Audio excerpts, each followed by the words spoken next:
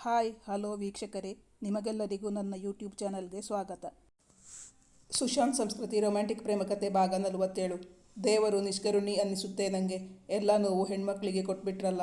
ನಂಗಂತ ಒಂದು ಚಾನ್ಸ್ ಸಿಕ್ಕಿದ್ರೆ ನಿನ್ನ ನೋವೆಲ್ಲ ನಾನೇ ತಗೋತಾ ಇದ್ದೆ. ಅವಳ ನೋವನ್ನೆಲ್ಲ ತುಟಿಗಳಿಂದ ಹೀರಿ ತೆಗೆಯಲು ಸಾಧ್ಯವಿದ್ದರೆ ಅವನ ಮನಸ್ಸು ಯೋಚಿಸುತ್ತಿತ್ತು. ಅವಳ ಮುಖದ ಬೆವರನ್ನು ತನ್ನ ತುಟಿಗಳಿಂದ ಒರೆಸಿದ ಸುಶಾಂತ್. ಮತ್ತೆ ಅಮ್ಮ ಆಗೋದು ಅಂದರೆ ಸಂಸ್ಕೃತಿ ಹೇಳುತ್ತಿದ್ದಳು. ಅವನಿಗೆ ನೋವುಂಟು ಮಾಡಿದೆ ಎಂದು ನೊಂದುಕೊಂಡಳು ಸಂಸ್ಕೃತಿ. ಎಷ್ಟೋ ಹೊತ್ತಿನ ಬಳಿಕ ಸುಶಾಂತ್ ಅವಳ ಬಳಿ ಬಂದಿದ್ದ. ಸಾರಿ ಸ್ಯಾಮ್, ಅದು. ಅವನು ಕ್ಷಮೆ ಕೇಳಿದ ತಕ್ಷಣವೇ ಸಂಸ್ಕೃತಿಯ ಕಣ್ಣುಗಳು ತುಂಬಲಾರಂಭಿಸಿದ್ದವು. ಅವನು ತನ್ನ ಮಾತನ್ನು ಮುಂದುವರಿಸಲಿಲ್ಲ. ಅವಳ ತುಂಬುತ್ತಿರುವ ಕಣ್ಣುಗಳತ್ತ ಅವನ ಗಮನ ಹರಿಯಿತು. ಹಾಗಾದರೆ ತನಗೆ ಮಕ್ಕಳಾಗುವ ಸಾಧ್ಯತೆ ಇಲ್ಲ, ಅದು ಸುಶಾಂತ್ಗೆ ಗೊತ್ತಿದೆ. ಅದಕ್ಕಾಗಿ ಅವನು ಇಷ್ಟೊಂದು ನೊಂದುಕೊಳ್ಳುತ್ತಿದ್ದಾನೆ.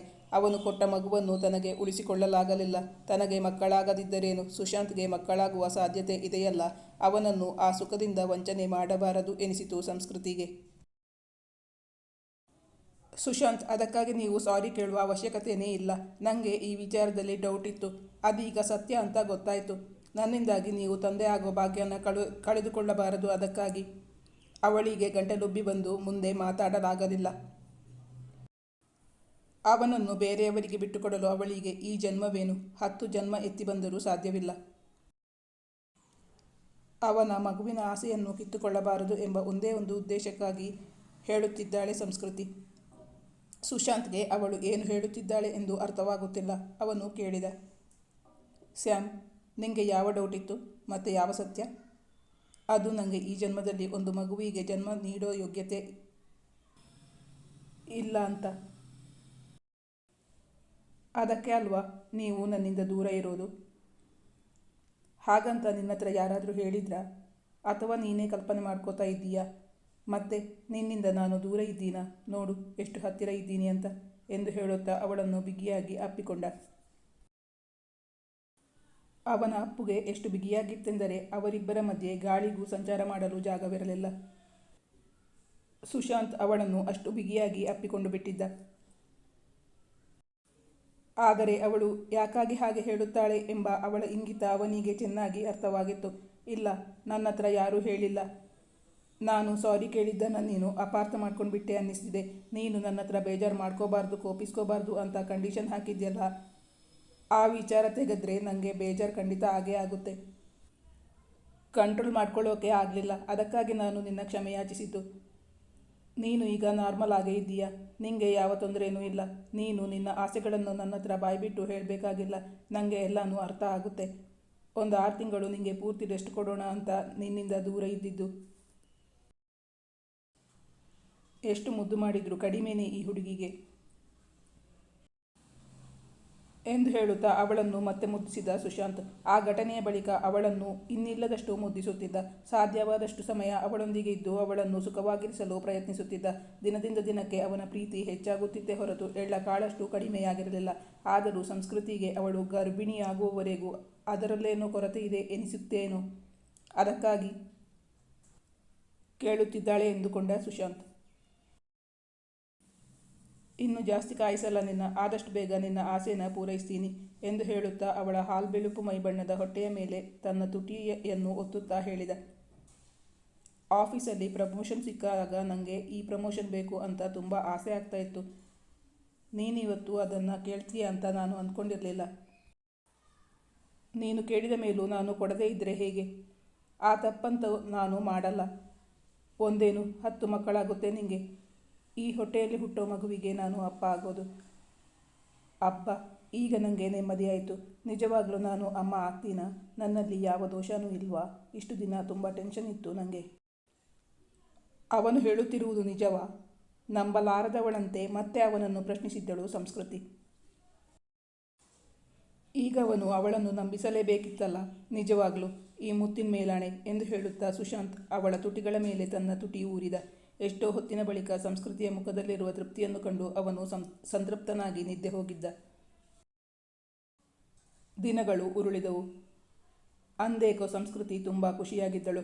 ಆದರೆ ಮುಖದಲ್ಲಿ ಆಯಾಸ ಎದ್ದು ಕಾಣುತ್ತಿತ್ತು. ಅದು ಸುಶಾಂತ್ನ ಗಮನಕ್ಕೂ ಬಂದಿತ್ತು. ಸಂಸ್ಕೃತಿ ಹೇಳಿದಳು, ನೀವಿವತ್ತು ಆಫೀಸ್ಗೆ ರಜೆ ಹಾಕಬೇಕು. ನಾನು ಫ್ಯಾಕ್ಟ್ರಿಗೆ ಹೋಗಲ್ಲ. ಇವತ್ತು ನಾವಿಬ್ಬರು ಬೇರೊಂದು ಕಡೆ ಹೋಗೋದಿದೆ. ಎಸ್ ಬಾಸ್, ನೀವು ಹೇಳಿದ ಮೇಲೆ ಇಲ್ಲ ಅಂತ ಹೇಳೋ ಹಾಗೆ ಇಲ್ಲ. ಆಫೀಸ್ಗೆ ರಜಾ ಹಾಕಿ ಎಲ್ಲಿಗೆ ಹೋಗೋದು? ಸೆಕೆಂಡ್ ಹನಿಮೂನ್ಗ? ಬೇಕೆಂದೇ ಅವಳನ್ನು ರೇಗಿಸಿದ ಸುಶಾಂತ್. ಸಂಸ್ಕೃತಿ ಅವನಲ್ಲಿ ನಸು ಮುನಿದಳು. ಎಲ್ಲಾದರೂ ಹೋಗೋದಿದ್ರೆ ಎಲ್ಲಿಗೆ ಅಂತ ಕೇಳಬಾರ್ದು. ನಾನು ಹೇಳಿದ ಕಡೆ ಗಾಡಿ ಓಡಿಸೋದಷ್ಟೇ ನಿಮ್ಮ ಕೆಲಸ. ಆಯಿತು ಮೇಡಮ್, ಡ್ರೈವರ್ ಕೆಲಸ ಮಾಡ್ತೀನಿ ಎಂದು ಹೇಳುತ್ತಾ ಅವಳ ಮೂಗು ಹಿಂಡಿದ ಸುಶಾಂತ್. ಡ್ರೈವರ್ ಇಂಥ ಕೆಲಸ ಎಲ್ಲ ಮಾಡಬಾರ್ದು. ನಾನಾಗಲೇ ಹೊರಟು ರೆಡಿಯಾಗಿ ಆಯಿತು, ನೀವಿನ್ನೂ ಹೊರಟಿಲ್ಲ. ಮುನಿಸಿನಿಂದಲೇ ಅವನ ಕೈಯನ್ನು ಬಿಡಿಸುತ್ತಾ ಹೇಳಿದಳು ಸಂಸ್ಕೃತಿ. ಎಲ್ಲಿಗೆ ಅಂತ ಗೊತ್ತಿಲ್ಲದೆ ಯಾವ ರೀತಿ ಡ್ರೆಸ್ ಮಾಡಬೇಕು ಅಂತ ಯೋಚಿಸ್ತಾ ಇದ್ದೀನಿ. ಅವಳು ಉತ್ತರಿಸುತ್ತಾಳೇನೋ ಎಂದು ಕಾದ, ಆದರೆ ಅವಳು ಉತ್ತರಿಸಲಿಲ್ಲ. ಬದಲಾಗಿ ಅವನಿಗೆ ಡ್ರೆಸ್ ಆರಿಸಿಕೊಟ್ಟಳು. ಇವತ್ತು ಪೂರ್ತಿ ದಿನ ನನ್ನ ಜೊತೆನೇ ಇರಬೇಕು. ಇಂದಿನ ಅವಳ ಸಂತೋಷವನ್ನು ಹಾಳು ಮಾಡಲು ಅವನಿಗೂ ಇಷ್ಟವಿಲ್ಲ. ಅವಳು ಹೇಳಿದ್ದಕ್ಕೆಲ್ಲ ಒಪ್ಪಿಕೊಳ್ಳುತ್ತಿದ್ದ. ಎಸ್ ಬಾಸ್ ಎಂದು ಹೇಳಿದ. ಕಾರಲ್ಲಿ ಕುಳಿತಾಗ ಅವಳು ಅವನಿಗೆ ಗೈಡ್ ಮಾಡುತ್ತಿದ್ದಳು. ಸ್ಟ್ರೈಟ್ ಹೋಗಿ ಲೆಫ್ಟ್ ಟರ್ನ್ ಮಾಡಿ. ಎಲ್ಲಿಗೆ ಅಂತ ಹೇಳು. ನೀನು ಸಡನ್ನಾಗಿ ಲೆಫ್ಟ್ ಟು ರೈಟ್ ಅಂದರೆ ನನಗೆ ಡ್ರೈವಿಂಗ್ ಮಾಡೋಕ್ಕೆ ತುಂಬ ಕಷ್ಟ ಆಗುತ್ತೆ. ಅವನಷ್ಟು ಹೇಳಿದ ಮೇಲೂ ಅವಳು ಎಲ್ಲಿಗೆ ಎಂದು ಹೇಳಲಿಲ್ಲ. ಓಹ್, ಅದೆಲ್ಲ ಹೇಳೋದಕ್ಕಾಗುವುದಿಲ್ಲ. ಕೊನೆಗೆ ಒಂದು ಕಡೆ ಕಾರು ನಿಲ್ಲಿಸಲು ಹೇಳಿದಳು ಸಂಸ್ಕೃತಿ. ನೀನು ಸಸ್ಪೆನ್ಸ್ ಮೇಂಟೈನ್ ಮಾಡಿದ್ದರಿಂದ ನಿಂಗೆ ಲಾಸ್. ಅವನಿಗೀಗ ಏನೆಂದು ಅರ್ಥವಾಗಿತ್ತು. ಅದು ಹೇಗೆ? ಮತ್ತೆ ಇಷ್ಟು ಸಿಹಿ ಸುದ್ದಿನ ಈಗ ಹೇಳೋದು? ಮನೆಯಲ್ಲಿ ಹೇಳಿದರೆ ನಿಂಗೆ ಸರಿಯಾದ ಬಹುಮಾನ ಸಿಗ್ತಾ ಇತ್ತು. ಅವನ ಮಾತಿನಿಂದ ಅವಳ ಮುಖದಲ್ಲಿರುವ ಸಂತೋಷವೇನೂ ಕಡಿಮೆಯಾಗಿರಲಿಲ್ಲ. ಅವನು ಅವಳನ್ನೇ ತದೇಕ ಚಿತ್ತದಿಂದ ನೋಡುತ್ತಿದ್ದ. ಅವಳ ಕಣ್ಣುಗಳು ಅರಳಿದ್ದವು. ತುಟಿಯಂಚಿನಲ್ಲಿ ಮಾಸದ ಕಿರುನಗು, ಕೆಂಪು ಬಣ್ಣಕ್ಕೆ ತಿರುಗಿದ ತುಂಬಿದ ದುಂಡು ಕೆನ್ನೆ. ಅವಳನ್ನು ಮುದ್ದಿಸುವ ಬಯಕೆಯನ್ನು ಬಲವಂತದಿಂದ ತಡೆಹಿಡಿದುಕೊಂಡ ಸುಶಾಂತ್. ಹೇಗಿತ್ತು ನನ್ನ ಸಸ್ಪೆನ್ಸ್? ಯಾವ ಲಾಸೂ ಇಲ್ಲ. ನಾನು ಮನೆಗೆ ಹೋದ್ಮೇಲೆ ವಸೂಲು ಮಾಡ್ಕೋತೀನಿ. ಕಂಗ್ರಾಟ್ಸ್ ಚಿನ್ನ. ಇಲ್ಲಿ ತಲುಪುವವರೆಗೂ ನನಗೆ ಗೊತ್ತೇ ಆಗಿರಲಿಲ್ಲ. ಅದೆಲ್ಲ ಬಾಯಲ್ಲಿ ಹೇಳೋಕ್ಕಾಗಲ್ಲ. ಮನೆಗೆ ಹೋದ್ಮೇಲೆ ತೋರಿಸ್ತೀನಿ. I am so happy today. Let us celebrate together. ಅವಳ ಮುಖದಲ್ಲಿದ್ದ ಸಂತೋಷ ಅವನ ಮುಖದಲ್ಲೂ ಪಸರಿಸಿತು. ಇಬ್ಬರು ಗೈನಕಾಲಜಿಸ್ಟ್ ಬಳಿ ಹೋಗಿ ಬಂದರು. ಪತ್ನಿಯನ್ನು ಎಲ್ಲಿಟ್ಟರೂ ಕಡಿಮೆಯೇ ಸುಶಾಂತ್ಗೆ. ಅವಳ ಬಯಕೆಗಳನ್ನು ತೀರಿಸಲು ತುದಿಗಾಲಲ್ಲಿ ನಿಂತಿರುತ್ತಿದ್ದ. ಬಯಕೆ ಸಂಕಟ ಜಾಸ್ತಿಯಾಗಿದ್ದುದರಿಂದ ಅವಳು ಕೆಲಸಕ್ಕೆ ಹೋಗುವುದನ್ನು ನಿಲ್ಲಿಸಿದ್ದಳು. ಸುಹಾಸಿನಿ ಸುರೇಶ್ ಅವರಿಗೂ ಮತ್ತೆ ಮಗಳು ಗರ್ಭಿಣಿ ಎಂಬ ವಿಷಯ ತಿಳಿಯುತ್ತಿದ್ದಂತೆಯೇ ತುಂಬ ಸಂತೋಷವಾಯಿತು. ಮಗಳಿಗೆ ತಿಂಗಳು ತುಂಬುತ್ತಿದ್ದಂತೆಯೇ ಸುಹಾಸಿನಿಯವರು ಮಗಳ ಮನೆಯಲ್ಲೇ ಬಂದು ಕುಳಿತಿದ್ದರು. ಅಂದು ಸುಶಾಂತ್ ಆಫೀಸಿಗೆ ಹೊರಡುವವನಿದ್ದ. ಸಂಸ್ಕೃತಿಗೆ ಹೊಟ್ಟೆ ನೋವು ಕಾಣಿಸಿಕೊಂಡಿತ್ತು. ಅವಳು ನೋವು ತಿನ್ನುತ್ತಿರುವುದನ್ನು ಕಂಡು ಅವನು ಆಫೀಸ್ಗೆ ಹೋಗಲಿಲ್ಲ. ಬದಲಾಗಿ ಅವಳನ್ನು ವಿಚಾರಿಸಿಕೊಂಡಿದ್ದ. ಏನಾಗ್ತಿದೆ ಚಿನ್ನ? ತುಂಬ ನೋವಾಗ್ತಿದೆಯಾ? ಅವಳು ಕಷ್ಟಪಟ್ಟು ನೋವು ನುಂಗಿಕೊಳ್ಳುತ್ತಿದ್ದಂತೆ ಕಾಣಿಸಿತು ಅವನಿಗೆ. ಹಣೆಯಲ್ಲಿ ಬೆವರ ಸಾಲುಗಳಿತ್ತು.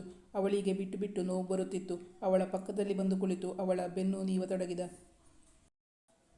ನೋವಾಗ್ತಿದೆ. ಕಾಲು ತುಂಬ ಸಿಡಿತಾ ಇದೆ. ಕಾಲು ಉಜ್ಜುತ್ತೀರಾ ಪ್ಲೀಸ್? ಅವಳಿಗೆ ಮೊದಲಿನಿಂದಲೂ ಕಾಲು ನೋವಿನ ಸಮಸ್ಯೆ ಇತ್ತಲ್ಲ. ಕಷ್ಟಪಟ್ಟು ಉತ್ತರಿಸಿದ್ದಳು ಸಂಸ್ಕೃತಿ. ಹಲ್ಲು ಕಚ್ಚಿ ನೋವು ನುಂಗಿಕೊಳ್ಳುತ್ತಿದ್ದಳು. ಅವನು ಅವಳ ಕಾಲನ್ನು ತನ್ನ ಕಾಲುಗಳ ಮೇಲೆ ಇಟ್ಟುಕೊಂಡು ಉಜ್ಜತೊಡಗಿದ. ಕಡಿಮೆ ಆಯ್ತಾ ಚಿನ್ನ? ಕಕ್ಕುಲತೆಯಿಂದ ಅವಳನ್ನು ವಿಚಾರಿಸಿಕೊಳ್ಳುತ್ತಿದ್ದ. ನಾವೀಗಲೇ ಹಾಸ್ಪಿಟಲ್ಗೆ ಹೋಗೋಣ. ಅವಳು ನೋವು ತಿನ್ನುತ್ತಿರುವುದನ್ನು ನೋಡಲಾಗುತ್ತಿಲ್ಲ ಸುಶಾಂತ್ಗೆ. ದೇವರು ನಿಷ್ಕರುಣಿ ಅನ್ನಿಸ್ತಿದೆ ನನಗೆ. ಎಲ್ಲ ನೋವು ಹೆಣ್ಮಕ್ಳಿಗೆ ಕೊಟ್ಟುಬಿಟ್ರಲ್ಲ. ನಂಗಂತಹ ಒಂದು ಚಾನ್ಸ್ ಸಿಕ್ಕಿದ್ರೆ ನಿನ್ನ ನೋವೆಲ್ಲ ನಾನೇ ತಗೋತಾ ಇದ್ದೆ.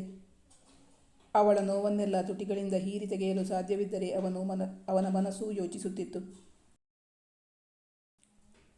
ಅವಳ ಮುಖದ ಬೆವರನ್ನು ತನ್ನ ತುಟಿಗಳಿಂದಲೇ ಒರೆಸಿದ ಸುಶಾಂತ್.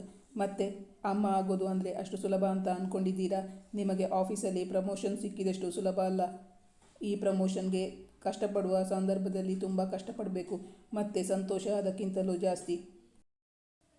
ಹೌದು, ನೀವ್ಯಾಕೆ ಅಷ್ಟೊಂದು ಸಪ್ಪಗಿದ್ದೀರಾ? ಡೆಲಿವರಿ ಪೇಯ್ನ್ ನಂಗ ನಿಮ್ಗ? ಮಗು ಕೈಗೆ ಬಂದಾಗ ಈ ನೋವೆಲ್ಲ ಮರ್ತೇ ಹೋಗುತ್ತೆ. ಅವಳಿಗೆ ಅವನನ್ನು ಸಮಾಧಾನಪಡಿಸಬೇಕೆನಿಸಿತು. ಮಾನಸಿಕವಾಗಿ ಅಷ್ಟು ನೋವು ತಿನ್ನುತ್ತಿದ್ದ ಸುಶಾಂತ್. ಆ ನೋವಿನಲ್ಲೂ ನಗುತ್ತಾ ಉತ್ತರಿಸಿದ್ದಳು ಸಂಸ್ಕೃತಿ. ಆದರೆ ಸುಶಾಂತ್ ಮುಖದಲ್ಲಿ ನಗು ಮಾಯವಾಗಿತ್ತು. ಅವನ ಮುಖದಲ್ಲೀಗ ದುಗುಡ, ಆತಂಕ ಜಾಸ್ತಿಯಾಗಿತ್ತು.